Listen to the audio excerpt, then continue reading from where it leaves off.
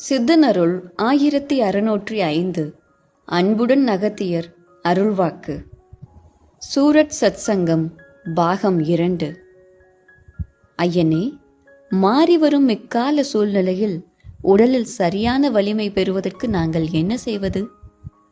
அப்பனே, யான் முன்பே பல முறை உரைத்து விட்டேன் அப்பனே.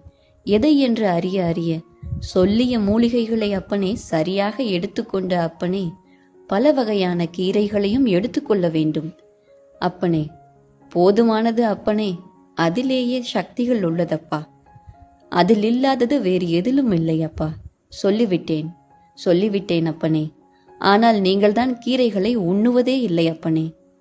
அப்பனே, எவை என்று அறிய அறிய வெள்ளை கரிசலாங்கண்ணி அப்பனே, மஞ்சள் கரிசலாங்கண்ணி, பொன்னாங்கண்ணி, எவை என்றும் அறிய அறிய இன்னும் அப்பனே, முருங்கை இலைகளை கூட அப்பனே, இன்னும் மணத்தக்காளி அப்பனே, இன்னும் எதை என்றும் அறிய அறிய முடக்கத்தான் எனும் மூலிகையை கூட அப்பனே, அவை மட்டும் இல்லாமல் அப்பனே, பச்சையாகவே நெல்லிக்கனியை எதை என்றும் அறிய அறிய அப்பொழுது எவை என்றும் புரிகின்ற பொழுதும் கூட, இதனால் அப்பனே பல வகையிலும் கூட பச்சை காய்கறிகளை உண்டு வர நன்று என்பேன் அப்பனே.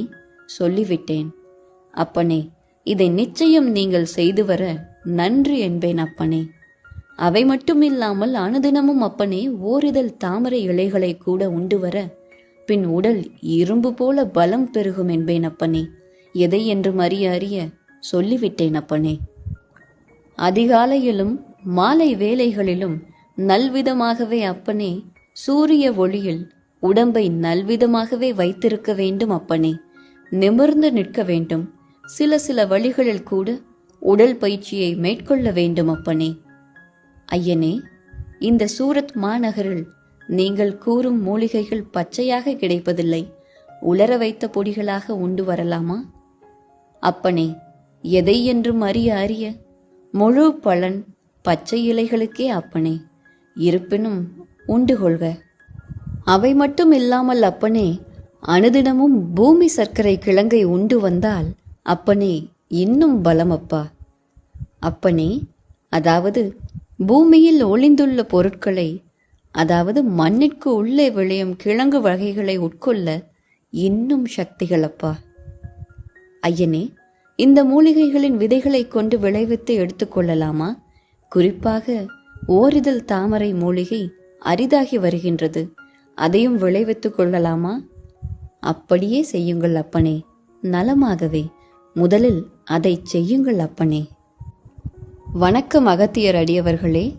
குருநாதர் இப்பொழுது தம் வாக்கில் மூலிகை செடிகளை பயிரிட்டு வளர்க்கச் சொல்லி இருக்கின்றார். அதனால் அடியவர்கள் அனைவரும் முடிந்தவரை தம் தம் நிலத்தில் அல்லது வீட்டு மாடி தோட்டத்தில் மூலிகைகளை வளர்க்கலாம்.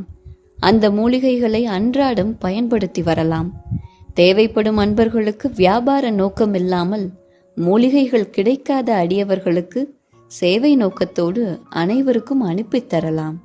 ஏனென்றால் சித்த மூலிகைகள் அனைத்தும் சித்தர்களுக்கு சொந்தமானவை.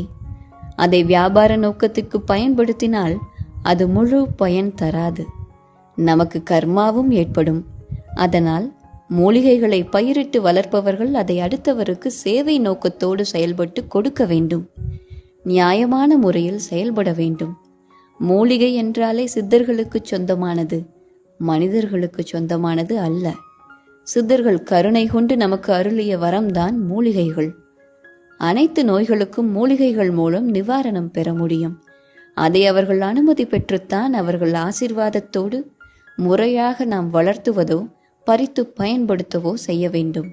எந்த ஒரு மூலிகைகளையும் பறிக்கும் பொழுது குருநாதர் அகத்திய பெருமானையும் போகர் பெருமானையும் சித்தர்களையும் நினைத்து வணங்கி பறித்து பயன்படுத்த வேண்டும்.